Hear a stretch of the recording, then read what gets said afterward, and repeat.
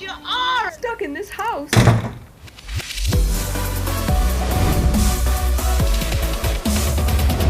Welcome, your host, Jenny McNulty! Hello, everyone, and welcome to your house. Hi, I'm Jenny McNulty. This is the InHouse Comedy Chat. More than a talk show, we are energizing your mind, body, and spirit, and my guest today is going to energize your spirit. Oh, we're going to talk about football. She's one of my former teammates, and she is part of an amazing pilot program for justice in prison reform. It's going to be awesome. Tyee Griffith. Can't wait to chat with her, and don't forget to stick around after the chat with Ty. We are going to take a walk on the beach. Yes, we are. We're going to leave Cher's lovely house, and Cher, alas, she can't join us today. That poor little thing, she's going to get carpal tunnel. She is writing thank you notes to all the people that sent her lovely texts about her amazing show. Did you guys watch it last night? Cher and the Loneliest Elephant. It was awesome. By the way, don't forget to remind me to cancel Paramount in 6 days. Anyway, first, here are my thoughts. There was a turtle in Florida, and I mean like not an old person, a legit turtle that crashed through the windshield of a woman's car while she was driving down the road. She and her daughter were driving, and bam! In through the windshield came the turtle. Both of them were okay. They were slightly injured, but they're all going to both survive. The weirdest part about this story, though, it's not the first time. Apparently this happens a lot down in Florida. Who knew? It's very dangerous in Florida. My goodness, between the crazy maskless spring breakers and the Trumps, you've got these kamikaze turtles. It's nuts.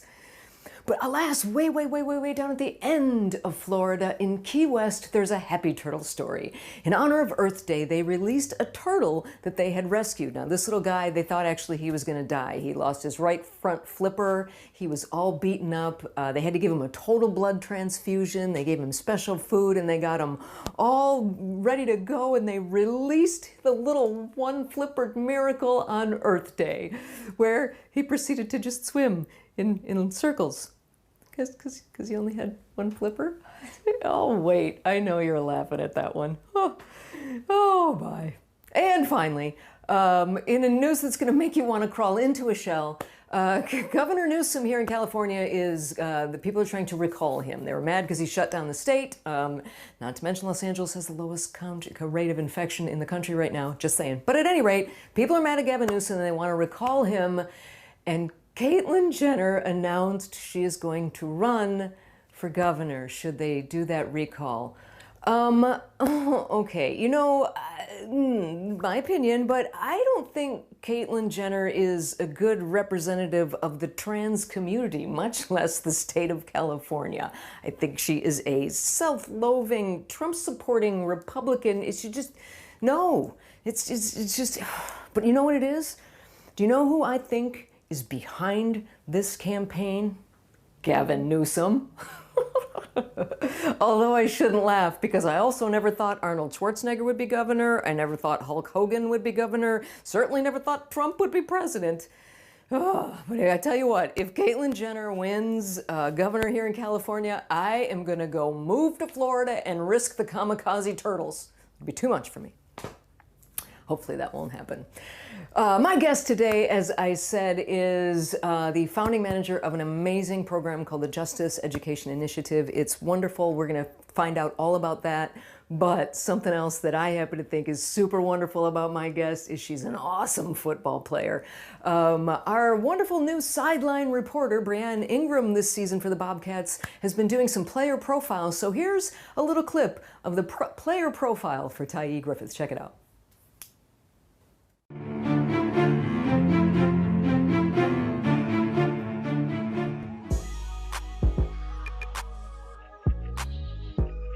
Tyee Griffith, originally from Pasadena, California, currently residing in Long Beach, California. I play on the O-line, I'm an O-line guard, and I play on the D-line as a defensive tackle. To be a part of an organization that really is here to empower women, to put us on this platform, this pedestal, to show us that we can do anything that we work hard for, put our minds to, it's all inspiring, right? And to see all the great things that the WNFC is doing, I mean, I can't be more, inspired and motivated. Ooh, I love my teammates.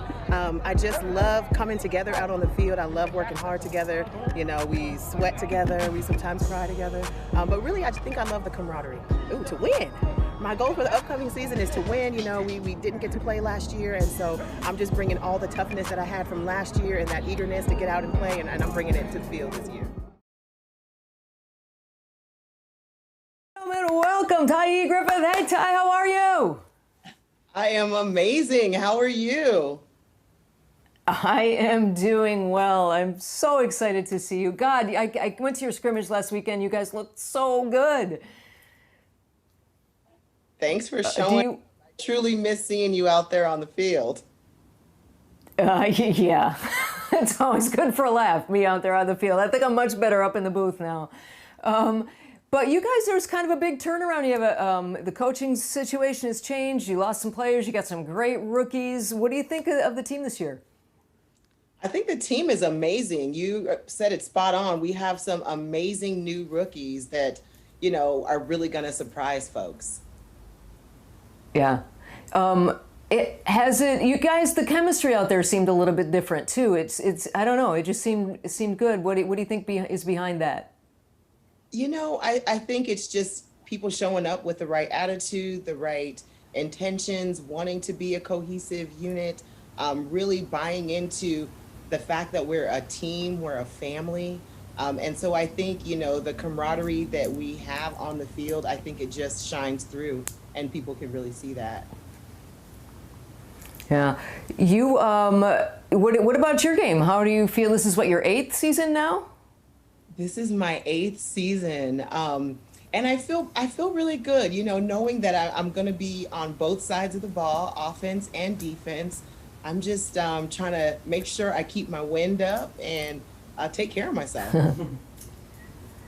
Yeah, it was when you said O-line and D-line, I thought the D-line part was new, so I'm looking forward to calling your name when you're on D-line, because if I call your name from the booth on O-line, that means you did something wrong, so I don't want to call your name when you're playing offense. That's right. But yeah, you will be calling me now on offense and defense. What do you like? Do you like playing? I started actually on the defensive side of the, welcome to the dark side, Ty, as they say. Do you like playing defense? I actually started playing defense, and then I got stuck on offense one year and fell in love with the O-line. So although I haven't played defense for a number of years, I'm actually really excited. Playing in our first scrimmage, I was like, all right, yes, this feels really good. So I'm happy to be back on the dark side. Good. The O-line's a different breed. They really are. It's, in all of the different positions, the running backs, receivers, DBs, all of them, even the D-line, the O-line is different. Can you explain it all, what that is like? Because you guys get no credit. There would never be a touchdown scored if it weren't for you. And yet, you guys are just like, you're a different breed. You really are. Yeah, we're the folks that make people look good, right? And so you're right. We times are overlooked, but nonetheless, I think our job is probably one of the most important on offense, right? And so, we control everything at the line of scrimmage. And so I think we're definitely underrated, but I think folks definitely know our value, especially on the field. Yeah. Oh, yeah. People on the field do. So, I guess if you get a good pancake block, I can call your name out. But so let's talk about what the professional Ty does. We're talking about the amazing athlete Ty. So tell us about the Justice Education Initiative. What it is and what it is that you do for it. Yeah. So when I'm not running folks over on the football field, my full-time manager, the founding manager for the Justice Education Initiative at the Claremont colleges. And so I work for a consortium of 5 undergraduate colleges at Claremont. I truly believe these colleges are like the Ivy Leagues on the West Coast. And so I was hired to expand their justice education opportunities, not just for students at the Claremont colleges, but also for people in our local community. And so, one of the great things about where our campuses are located is we're literally less than 20 miles from 3 prisons. And so the goal again was not just to expand these opportunities to students at the Claremont colleges, but also to expand it to folks that are within our community, including those 3 prisons. And tell us about the pilot program that you're doing that is the first of its kind in the country. Yeah, so I'm so excited. So part of the ways that we have been able to expand justice education was to build off of our really successful Inside Out program. So the Inside Out program is a national program with the whole goal of bringing both inside and outside students together. So our outside students are students at the Claremont colleges, and our inside students are students who are residents in California prisons. And so the goal is to bring these 2 different groups together for a semester. And it could be any type of course, a dance course, an art course, a political science course. The goal is really to bring these students together so that they can learn, grow, build community, and just have an amazing semester. And so from that program, we have been able to start our pilot bachelor's degree program. And so super excited, we admitted a cohort of 8 students. Our first student will be graduating next month. And so, you know, the goal is, you know, for all intensive purposes, this program has been really successful. Not only were we able to get the bachelor's degree program going, but when most programs that operate in prisons have been either shut down or moved to correspondence because of the pandemic, you know, we were really able to double down and get Zoom into these facilities. And so our BA program is operating through the Zoom platform, just like all of our other Claremont courses. And so it's really great that we have been able to continue to, you know, have classes and build and work with our inside students. That is incredible. You are, if you're just joining us, I am speaking with Tyee Griffith, who is the founding manager of the Justice Education Initiative. You are also, in your spare time, because, you know, football and, you know, teaching and all the things you do, you're also working on your PhD. Tell us about that, because it's kind of going hand in glove with what you're doing, and it sounds really amazing. Tell us what your thesis is going to be and what you're working on. Yeah, so I, you know, in my spare time, because I have so much spare time, I am a graduate student in the Government and Political Science Department at Claremont Graduate University. And so I am finishing my 2nd year of my PhD program. And, you know, most of my life's work has centered around how do we support folks that are not only currently incarcerated by, you know, expanding opportunities for rehabilitation, for education, but also how do we support folks that are re-entering society from being residents in these prisons? How do we ensure that they have the services, you know, the community, the network that they need to truly not only, you know, survive, but thrive. And oftentimes we don't see that, especially here in California with our extremely high recidivism rate, meaning that the vast majority of people who are released from prison end up going back to prison. And so a lot of my research focuses on how do we support our re-entering folks? How do we ensure that they are successful, that they have careers? And a lot of what I'm finding out is that they're actually in high demand, right? People are looking for folks that have this lived experience. You now have educational programs that are popping up all throughout California. You have amazing programs like Project Rebound at Cal State universities that are really there to support reentry students and getting bachelor's degrees and beyond, right? And so again, you know, I'm excited to be doing this work. I'm excited to be doing this work at this time. I have been doing this work now for over 20 years, and I can tell you just even in the last 5 years, things have changed so much, and it's only going to get better. In what ways have they changed, Ty? So one of the really, I think, significant ways is now you have a California community college at every prison in California. And this has only been in the last, 5 years. now you have a lift on Pell Grants. And so for the last 26 years, incarcerated students have not been able to take advantage of federal Pell Grants. And so because of that, the vast majority of folks have not been able to, get an education or continue their education. And so now you have that being lifted. You have bachelor's degree programs that are now popping up at California prisons. And so, and I think, you can see a shift in the hearts and minds of people, accepting, the formerly incarcerated folks, seeing them as actual people, right? Using really like full-centered language, and talking about folks. And so I just think, there's just been a total shift. And also with policy here in California, you see that, voters struck down our 3 strikes laws. Voters have given formerly incarcerated folks that are on parole the opportunity to vote. You just see a lot of things changing. And again, I think, it's all changing for the best.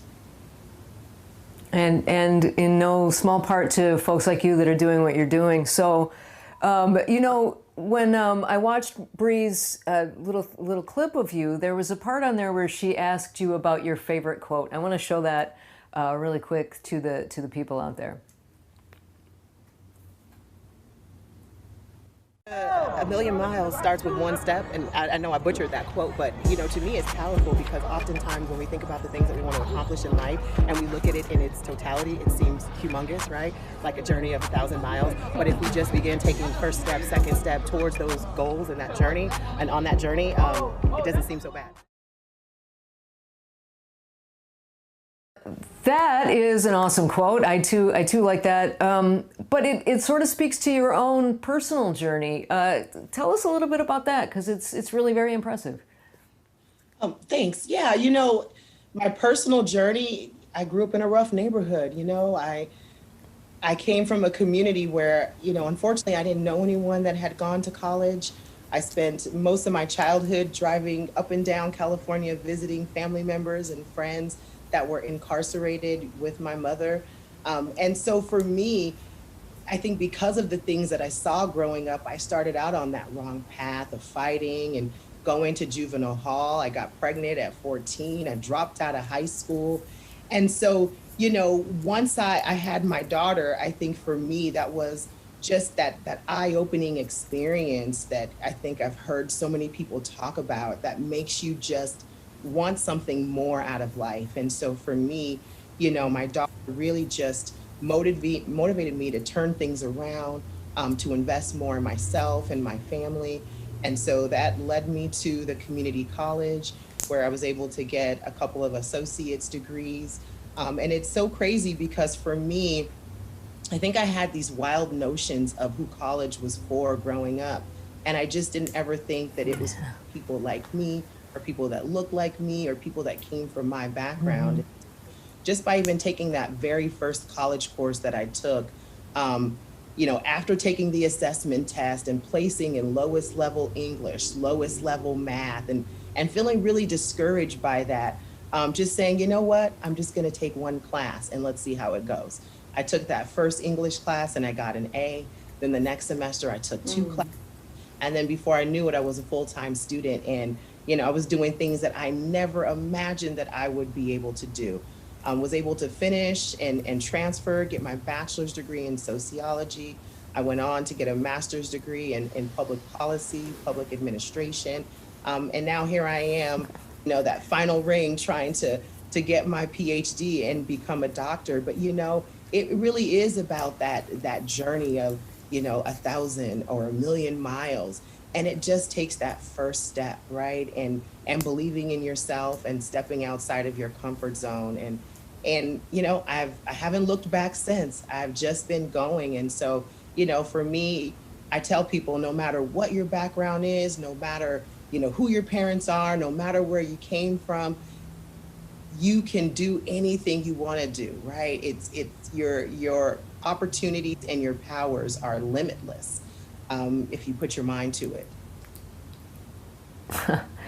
You know what? I thought you were just a badass on the field, my friend. You are amazing. Thank you so much for spending some time with us today. Thank you so much for what you're doing. It's so important for society and for people, and it's just absolutely wonderful. Thank you so much for being with us. Before I let you go, though, I ask all my guests when they're feeling down in the dumps, what it is they do to try to uplift their spirits and feel a little bit more positive. So what do you do, Tyee, when you're feeling a little down? So two things. First thing may make me sound or look crazy, but I actually talk to myself all the time. I am constantly giving myself positive affirmations, right? You got this, right? Believe in yourself. And the other thing is I go for a run. I find that any problem that I have, no matter how big or how small, if I just take it out, to the pavement with me, by the time my run is over, it's like I've solved the problem, or it doesn't seem so big, or I have a solution, right? So that's it, positive affirmations and, a good run. Well, I'm right with you. As a fellow talk to myself person, I was so glad when they came up with those Bluetooth headsets, because now people just think I'm on the phone. That's right. Tyee, thank you so much for being with me. I am so much looking forward to calling your games this year and looking forward to what the Bobcats can do. And congratulations on your studies and your program. And if people want to find out more about it, they can go to the Justice Initiative website. Yes, please. Justice Education Initiative at the Claremont Colleges. My social media, please find me, let me know what you think, or if you can provide some support for all the amazing work that we're doing. I'd love to hear from you. Thank you so much, Tyee. Hey, good luck. See you out there in a couple of weeks. And thanks again for being with us, Tyee.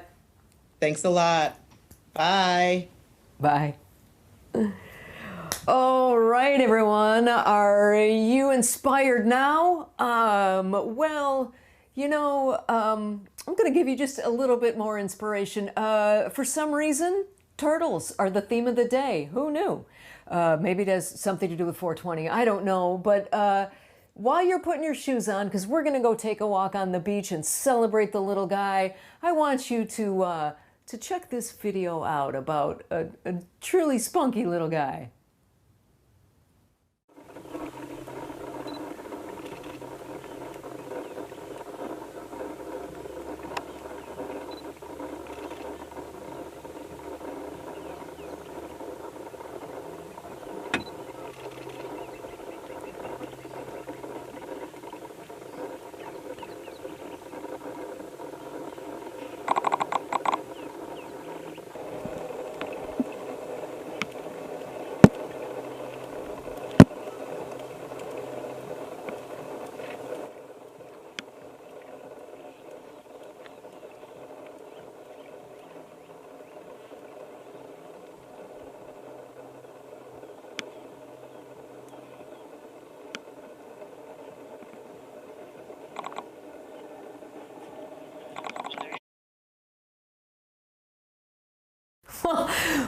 So much for the king of the jungle, huh? All right, everybody. It's time for all the good little boys and girls to get out there and get some exercise in. Let's go. Come on, get up out of your chair, get off the couch, get out of bed, and let's take a walk and get some movement in. And who knew turtles were such badasses, huh? I mean, now I guess if you went to the University of Maryland, you might, because they have a mascot as a turtle, the Terrapins, which I feel sorry for the members of the University of Maryland track team, but at the wrestlers, that's pretty impressive for them. But anyway, so today it's a feel-good Friday, so I wanted to share with you guys a video that I think will also make you feel good. It also sort of celebrates a little guy, so if you happen to be, feeling like at work you're not getting your proper respect, or in life, or sometimes you just feel like the little guy, right? Here's one more feel-good video to, here's to the good guys, here's to the little guys, check it out. And walk a little faster while we're First came to me, his eyes were completely clouded over, his head was very large. It was so heavy that he would, struggle to walk, he would topple over a little bit. He fit right in the palm of my hand, and I was just like, oh, he's so small and adorable. He just stole my heart right away. Based on his head shape when I brought him home, I assumed he had hydrocephalus, but I did schedule multiple vet appointments with specialists who did diagnose him with hydrocephalus. Hydrocephalus is basically a buildup of fluid in the skull. They have a swollen head. It's usually much bigger. He looked like almost like a toy because his eyes are so big. He could barely see. I couldn't even tell if he could see me. I let him, smell me, crawl on my lap if he wanted. It turns out he had ulcers on his eyes. He always had this energy and this spunk, but he was more like confused while playing. It didn't last long that he was shy though. He is a 3-pound dog who thinks he is 300 pounds. He is spunky and feisty. He chases my, big German Shepherd around, has no fears of her. He will just jump right on her. He will argue with you. And whenever I tell him to stop barking, he'll look at me and bark back. So he's definitely got his little spunkiness. Over time, he's just started looking and acting more like a normal French Bulldog puppy. A dog will always have hydrocephalus if they have it. It can be treated to the point of not affecting them strongly. Luckily, it's gone down a lot. Basically, the fluid in his head has gone down, which relieves the pressure. So that's why his eye swelling's gone down as well. His eyes have completely cleared up, so we know there's no long-term effects on his eyes. And as long as he continues down this path, he could live a long and happy life. Cute. So, whatever you're dealing with, whether you're a one-flipper turtle or a hydrocephalic dog, or just somebody that sometimes feels a little down, you can do it. Let Tyee be your inspiration. You can do whatever you set your mind to, including maybe getting yourself in a little bit better shape physically and mentally. So get yourself out there and get moving. I want to thank you guys for being here. We got a great show on Monday. Robin Lowy will be with me. And in case you noticed from last week, Sheila stepped in again and helped me out today. Apparently I wasn't quite ready, so I got some more schooling to do this weekend, and then Monday I'll be on my own. So thanks, Sheila, for being there with us again today. And I got to remember to get your intro recorded too. So I want to thank my fantastic, wonderful teammate, Tyee Griffith. I want to thank Sheila for hanging in there again one more day. And I want to thank you guys for watching and for walking along and for believing in yourselves and knowing you can do it. Now go take on the day, take on the world, keep moving. 20 minutes of brisk walking every day could change your life. Have a great weekend. Cyber see you Monday at 1, everybody. Bye.